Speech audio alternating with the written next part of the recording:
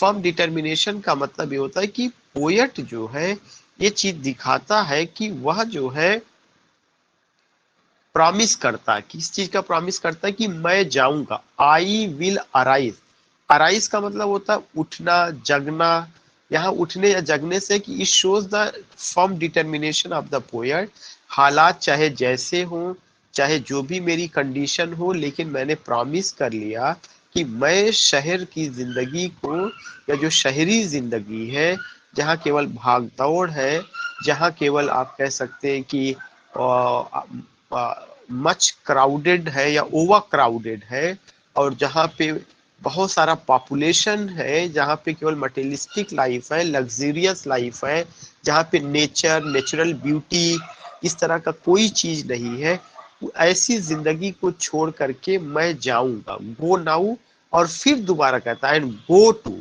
जाऊंगा तो कहाँ जाऊंगा, एक उस वो डेस्टिनेशन भी बताता है, एक जगह भी बताता है। मैं जाऊंगा, लेकिन मैं कहाँ जाऊंगा? इनिसफ्री नाम की जगह पर जाऊंगा। And go to Innisfree. कहाँ जाऊंगा? इनिसफ्री जाऊंगा। ऑलरेडी आई टोल्ड यू कि जो इनिसफ्री है it's the name of a place, यह एक जगह का नाम है। Innisfree is a natural place where there is a lake, and you will come to know कि the whole place is surrounded by the water of the lake from three sides। और यह एक नेचुरल प्लेस है where you see natural objects, natural beauty. तो poet कहता है मैं ऐसी जगह जाऊंगा, इनिसफ्री। तो उसका पहला ड्रीम प्रोजेक्ट क्या है? पहला ड्रीम प्रोजेक्ट दो चीजें, एक जगह को छोड़ना, दूसरी जगह को जाना। किस जगह को छोड़ना चाहता है? जो जो सिटी लाइफ है उसको छोड़ना चाहता है। प्रॉमिस क्या है? I will arise, I will come, या I will go. I have decided, I have resolution that I will leave this place and go to Innisfree. और मैं इनिसफ्री जाऊंगा। And a small cabin build there. अब अपनी योजना वो बताता है। In the next line the poet tells his planning. Next line में पोएट अपनी प्लानिंग को बताता है। और अपनी प्लानिंग में वह क्या बताता है? वो कहता है कि मैं वहां पर जा करके एक केबिन बनाऊंगा। केबिन जो होगा एक छोटी सी कुटिया जैसा आप कह सकते हैं। केबिन बहुत छोटा सा जगह होता है। वो ये नहीं कहता मैं बड़ा, बहुत बड़ा महल बनाऊंगा, बहुत बड़ा पैलेस बनाऊंगा, नहीं। नेचर का जो पूरा इन्वायरमेंट है वो उसको डिस्टर्ब नहीं करना चाहता है। उसकी कोई एम्बिशन नहीं कि वहां पे बहुत बड़े घर में रहे। वो कहता है कि मैं एक छोटी सी कुटिया, जैसे अगर आप देखेंगे कि पहले ऋषि मुनि जो है क्या करते थे कि जंगल में रहते थे, एक छोटी सी कुटिया डाल के वहां पे तप वगैरह करते थे। तो कुछ ऐसा ही विचार पोएट का है कि and a small cabin build there. मैं वहां जा करके एक छोटा सा केबिन बनाऊंगा। It's the dream project. He is just telling his dream project, what the plan he has. उनका क्या क्या प्लान है? तो पहला प्लान क्या है? वह वहां जाएगा तो अपने ठहरने के लिए, अपने रहने के लिए एक छोटी सी कुटिया बनाएगा। और यह कुटिया किसकी बनेगी? Clay and wattles. यह जो है क्ले की, मिट्टी की, वाटल्स घास फूस की मेड बनेगी। यह जो होगा यह क्ले और वाटल का बना होगा। क्ले और वाटल के बनने का मतलब कि वह छोटी सी कुटिया घास फूस की बनी होगी, क्ले एंड वाटल्स की बनी होगी।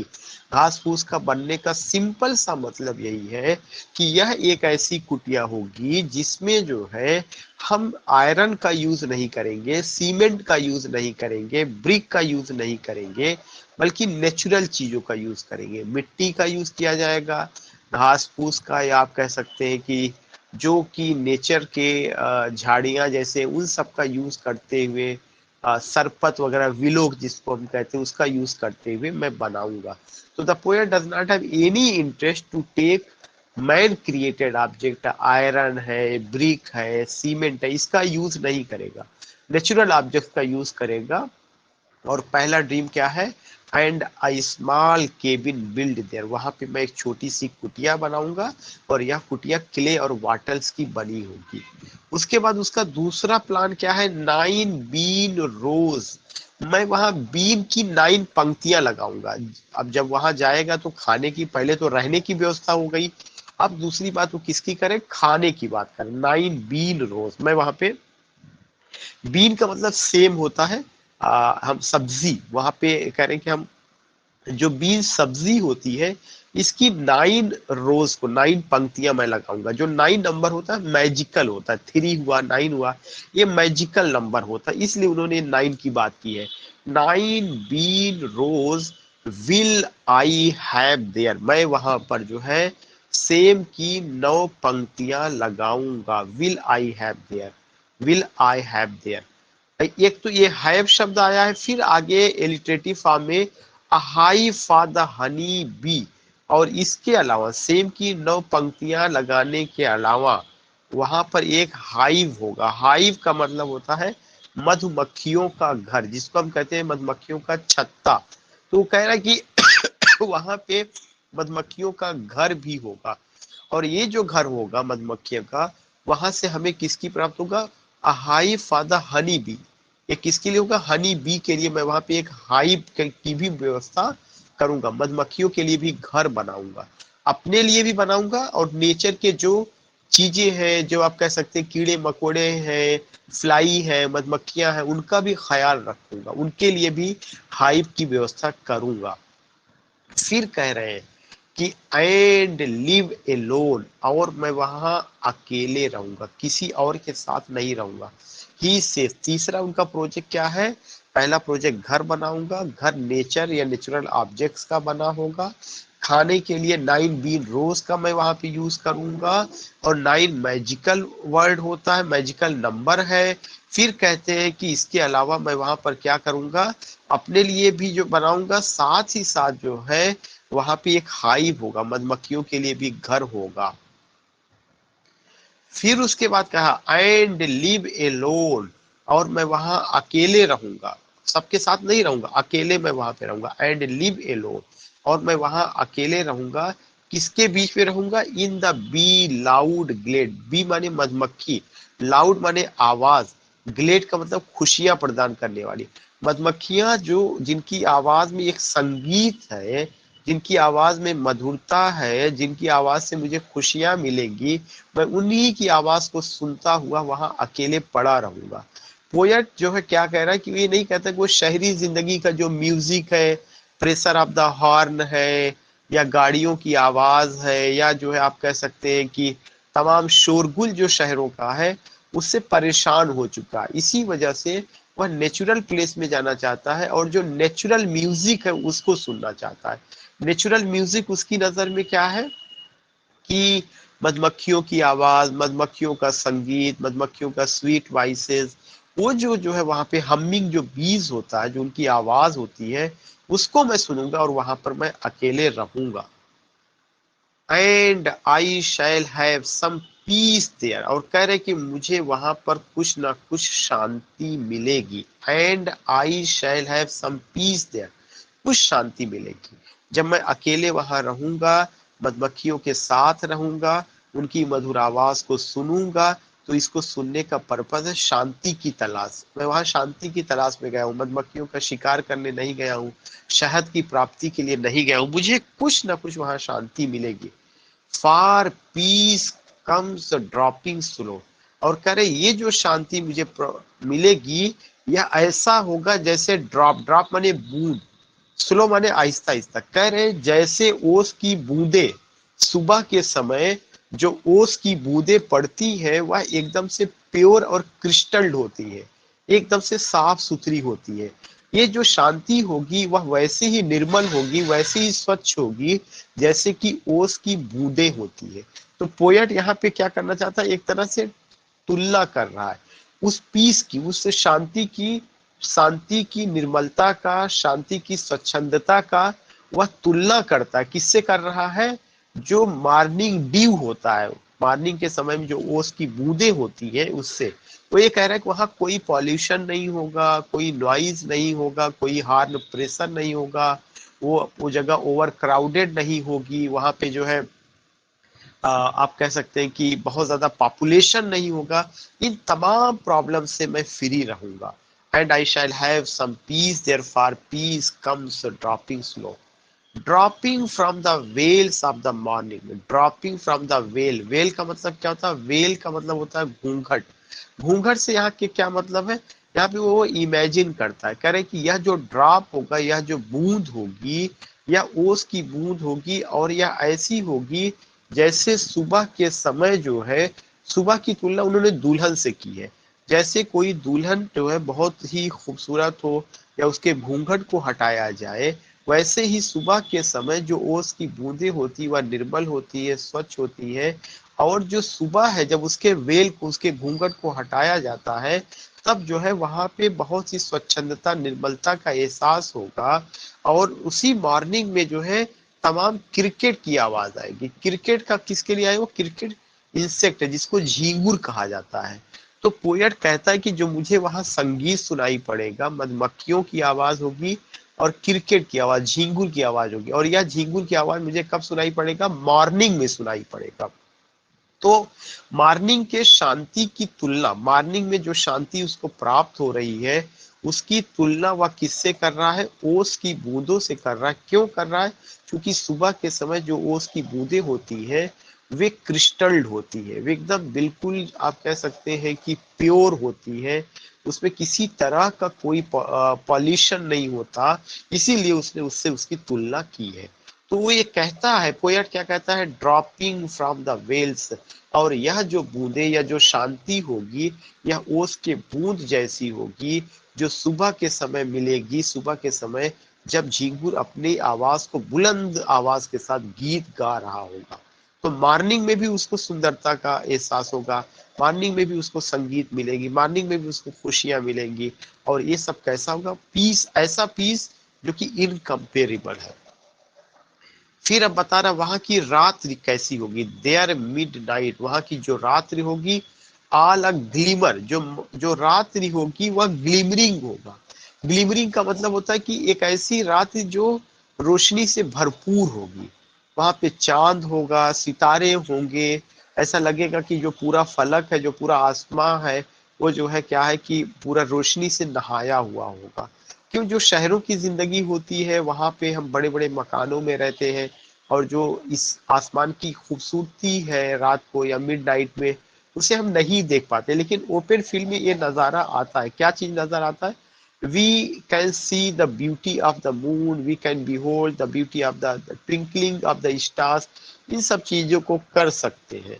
तो यहाँ पे है कि देयर मिड नाइट्स, मध्य रात्रि को, ऑल अ ग्लीमर, वहां पे क्या होगा? एक चमक होगी वहां पे मध्य रात में। पूरा जो मध्य रात होगा वह रोशनी से नहाया होगा। और किसकी रोशनी से? ट्विंकलिंग ऑफ द स्टार्स और मून लाइट से। एंड नून, और जो दोपहर होगा वह पर्पल होगा, पर्पल बैगनी कलर का। जो दोपहर का रंग होगा वहां का, वह बैगनी कलर का होगा, ग्लो, और उसमें अजीबोगरीब चमक होगी। तो पोएट इमेजिन करता है कि हर पल वहां का बदलता होगा। रात्रि ऐसी होगी, मॉर्निंग ऐसा होगा, दोपहर ऐसी होगी। ही जस्ट इमेजिन्स की वह एक एक जैसा नजारा नहीं होगा जैसे शहरों भरी जिंदगी में होता है। वहां पे केवल स्ट्रीट लैंप है, और जो आर्टिफिशियल बल्ब है या रोशनी है उसी से शहर नहाया रहता है। लेकिन जिस जगह का वो तस्वुर कर रहा है वह जो है नेचुरल ब्यूटी में नहाया होगा। इसीलिए पोएट कहता है कि ये सब चीजें वहां मिलेगी। And evening full of the Lynette swing, और जो शाम होगा वह सतरंगी होगी। जो शाम होगी वो कैसी होगी? सतरंगी होगी। और सतरंगी कैसी होगी? लिनेट, लिनेट एक बर्ड का नाम है। It's very important, Lynette is the name of a bird. Lynette एक बर्ड का नाम है। विंग्स का मतलब पंख। जैसे लिनेट नाम जो नाम का जो बर्ड होता है उसके पंख 7 कलर में होते हैं, वैसे वहां का शाम जो है कैसा होगा? लिनेट जैसा होगा। And evenings full of the Lynette wings, और इवनिंग जो है full of the Lynette wings, metaphor का यूज किया गया है यहाँ पर, जो है वैसा होगा। अभी तक उसने क्या बताया? वह कल्पना करता है कि मैं वहां क्या करूंगा, और जब मैं वहां जाऊंगा तो खाने के लिए क्या व्यवस्था करूंगा, किसके साथ रहूंगा। फिर इमेजिन करता है वहां का मॉर्निंग कैसा होगा, वहां का नाइट कैसा होगा, वहां का जो है इवनिंग कैसा होगा, वहां का नून कैसा होगा, उसका इमेजिन करता है। फिर अब कह रहा है, दोबारा उसी चीज को रिपीट कर रहा, आई will arise and go now. जब कोई लाइन पूरी की पूरी रिपीट होती है लिटरेचर में, तो उसको क्या कहा जाता है? रिफ्रेन कहा जाता है।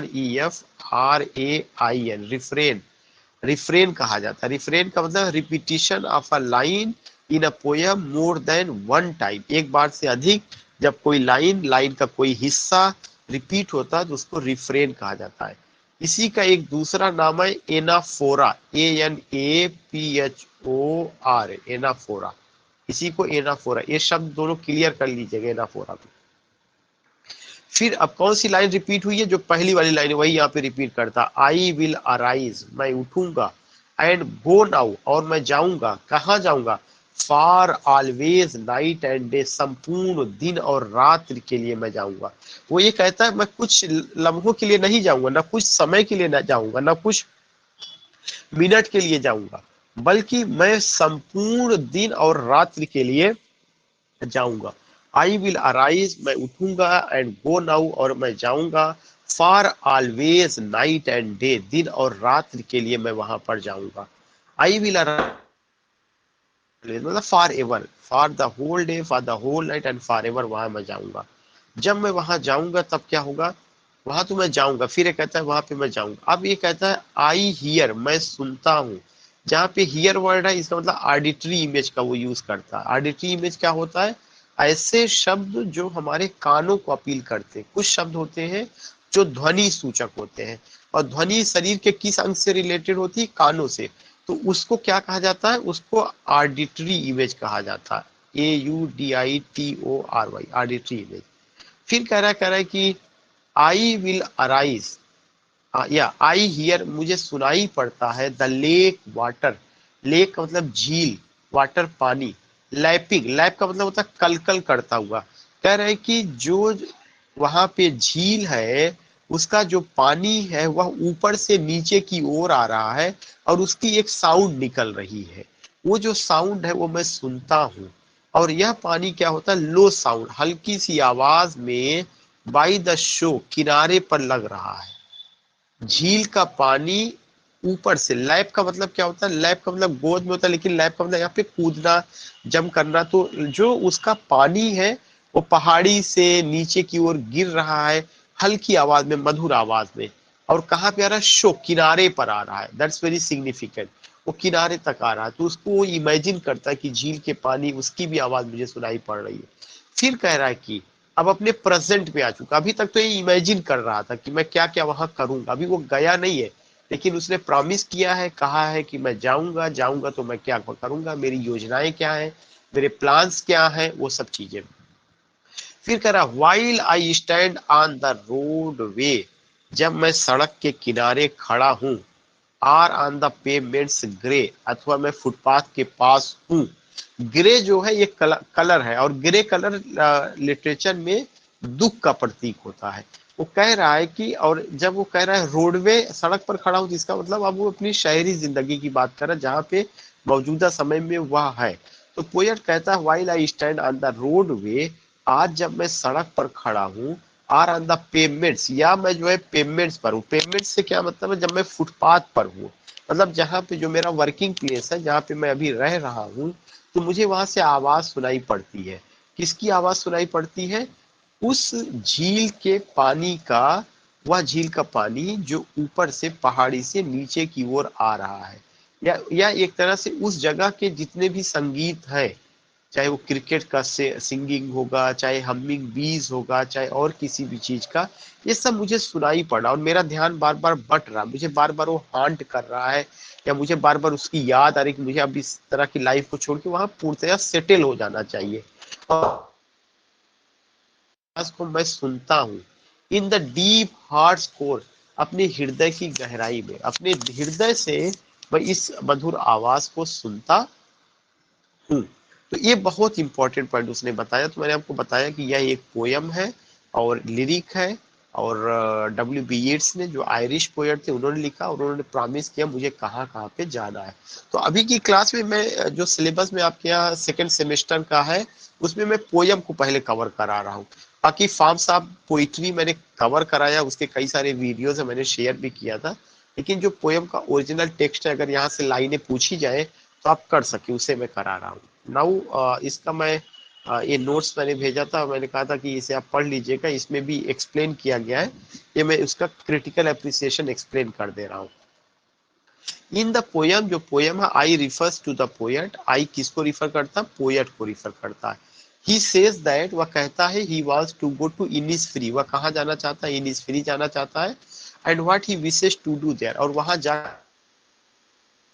उन सबका वो जिक्र करता है। क्या करेगा, he will build a small room, वह वहां पे एक छोटा सा कमरा बनाएगा with the help of clay, clay से। क्ले क्या होता है, क्ले जो है गीली मिट्टी होती है, जैसे मिट्टी को क्या किया जाए, सान दिया जाता है तो वो क्ले का रूप धारण कर लेता है। He will make the walls of the room, वह जो है वहां पे क्या करेगा, उस घर का जो है वॉल वगैरह बनाएगा विद स्मॉल स्टिक, छोटे छोटे स्टिक से, डंडों से। ही विल ग्रो द 9 रोज, ये सब ध्यान में रखना, हो सकता है क्वेश्चन पूछा जाए कि पोएट कितना rows of bean of the bean कहता है, वहां पे वो बीन का कितना रो उगाएगा, 9 कहा हुआ है, ऐसा ना हो कि ऑप्शन 8 आ जाए, क्योंकि इस बार ऑब्जेक्टिव होगा, ऐसा ना हो कि 8 आ जाए, 7 आ जाए, कितना उसने कहा 9 रोज का है, 9 रोज बीन वहां वह उगाएगा। He will also have a honey bee comb, उसके पास वहां हनी बी होगा, मधुमक्खी का भी घर होगा, जहां से उसको Honey, from which he can collect fresh Honey, जहां से वह फ्रेश हनी को प्राप्त कर सकता है।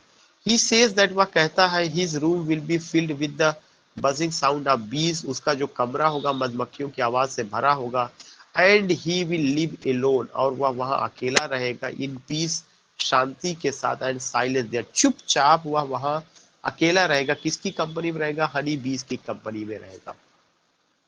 इन द सेकेंड स्टैंजा, दूसरे स्टैंजा में द पोएट सेज, पोएट कहता है, that he feels peace on Innisfree island, कि उसको शांति का एहसास होता है इस इनिसफ्री आइलैंड में। Further he says that in the morning, morning में when the clouds can not be seen, सुबह में जब बादल नहीं दिखाई पड़ेंगे, it appears as if the morning has worn a cover, करें कि सुबह के समय जब बादल नहीं दिखाई पड़ते हैं तो ऐसा लगता है कि सुबह जो है क्या है कि ढकी हुई है। It appears as if the morning has worn a cover, ऐसा लगता है जैसे सुबह ने किसी चादर को ओढ़ रखा है। और वही आया नहीं था वेल, घूंघट, वही घूंघट उसको चादर की शक्ल दिया। This scene makes him feel from more serene, और यह जो सुबह का जो सीन है यह उसको बहुत सीरीन प्रदान करता है। सीरीन का मतलब आप कह सकते हैं कि ठंडक, सीरीन का मतलब उसको शांति प्राप्त होती है। ही सेज दैट, वह कहता है, he enjoys the morning song of the cricket, सुबह के समय जो झिंगुर गीत गाएंगे उसका वह आनंद लेगा। एट मिडनाइट, मध्य रात में जो तारे ट्विंकलिंग करते रहेंगे उससे उसको प्लेजर, खुशियां मिलेगी। इन द आफ्टरनून, दोपहर के बाद, द पर्पल ग्लो, यानी दोपहर के बाद जो है जो सनलाइट होगा वो जो है कैसा होगा, पर्पल पर्पल बैगनी रंग का होगा, उसकी चमक होगी, तो उससे भी उसको खुशियां प्राप्त होगी, feel happy. And in the evening, शाम के समय, he enjoy the scene of the linnet birds, वह लिनेट बर्ड्स का, वहां पे बहुत सारी लिनेट बर्ड्स आ जाएंगी और उनके जो पंखों का कलर है 7 कलर्स में होता है, वह उसको इंजॉय करेगा और पूरा आसमान लिनेट के पंखों से भर जाएगा। इन द लास्ट स्टैंजा, अंतिम स्टैंजा में, the poet is determined, poet दृढ़ निश्चय करता है कि वह जाएगा, कहाँ जाएगा, इनिसफ्री जाएगा। ही सेज दैट, वह कहता है, he will now stand up and go to Innisfree, वह इनिसफ्री जाएगा, और कब जाएगा, डे और नाइट, वह दिन और रात सबके लिए जाएगा। इसके अलावा कहता है, he hears the sound of the water, वो कहता है कि उसे उसे जो वहाँ झील है उस झील के पानी की आवाज आती है, हिटिंग द शोर, जो अपने किनारे से टकरा रही है, ऑल द टाइम, हर समय। When ever he stands in the city, जब वह शहर में खड़ा रहता है, चाहे सड़क पर खड़ा हो, चाहे वह जो है पेवमेंट, पेवमेंट का मतलब क्या होता है, फुटपाथ पर, चाहे वह फुटपाथ पर खड़ा हो, उसको जो है वह आवाज सुनाई पड़ती है, और उसने उसको अपने दिल की गहराइयों से उसमें उसको बसा लिया है, या वो कर लिया। तो जो मैंने एक्सप्लेन किया था वही सेम चीज यहाँ इंग्लिश में आपको क्रिटिकल अप्रिसिएशन में बताया गया है। ये क्वेश्चन है कि does the poem celebrate the theme of escapism, क्या पोएट इसमें स्केपिज्म, स्केपिज्म का मतलब होता है कि बचना, कैसे बचना, जैसे पोएट जो है शहर की जिंदगी को छोड़ना चाहता, तो इसमें क्वेश्चन किया गया कि क्या पोएट शहर की जिंदगी को छोड़ करके गांव की जिंदगी में जाना चाहता। तो जब आप कोई चीज छोड़ना चाहते हैं तो इसका मतलब आप उससे बचना चाहते हैं, वहां की चीजों का फेस नहीं कर पा रहे। तो जो आदमी फेस नहीं कर पाता उसको क्या कहा जाता है, उसको स्केपिस्ट कहा जाता है। क्या कहा जाता है, स्केपिस्ट, स्केपिस्ट को क्या कहा जाता है, स्केपिज्म कहा जाता है। जिसमें इज्म लग जाएगा इसका मतलब वह आइडियोलॉजी हो जाती है। तो इसमें भी कहा गया, the poem focuses on Innisfree, जो पोयम है या इनिसफ्री के बारे में बात करता है, एज अ जहाँ पे पोएट जा करके शहर की जिंदगी को छोड़ करके वहां बसना चाहता है। The speaker describes Innisfree, speaker बताता है जो इनिसफ्री जगह है या सिंपल है, नेचुरल इन्वायरमेंट वहां पर है, जहां पर वह एक केबिन बनाएगा, लिव एलोन, अकेले रहेगा।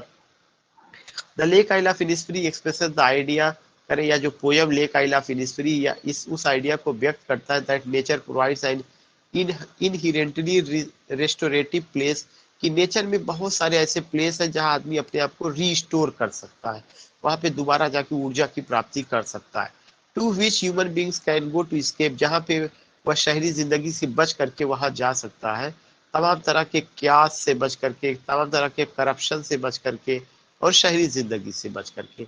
In this poem the speaker, इस पोयम में स्पीकर कौन है? ईट्स है, W.B. ईट्स पोएट का नाम है।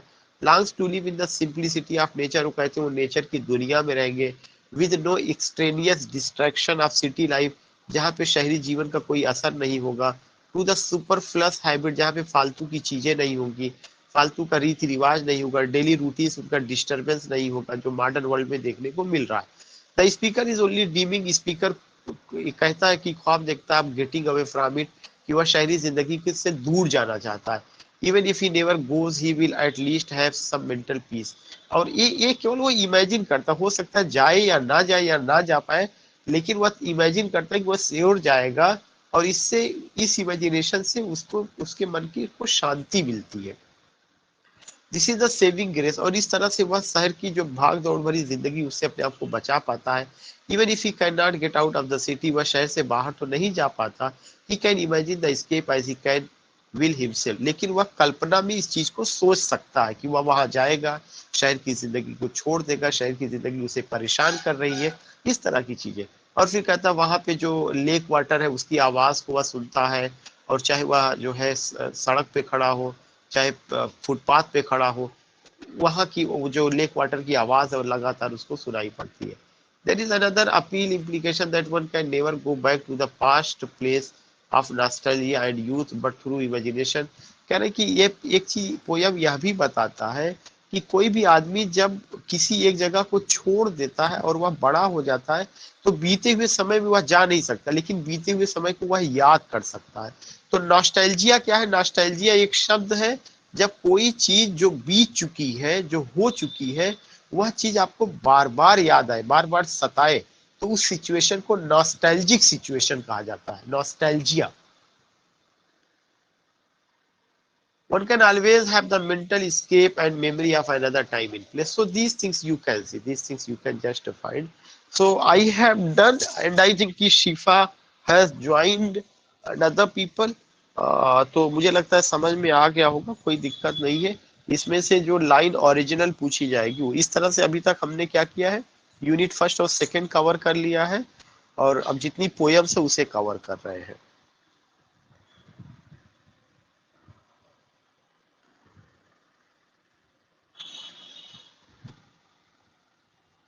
इसके बाद हम कुछ ऑब्जेक्टिव क्वेश्चंस को शेयर करेंगे। I will share objective questions also. ठीक, ओके।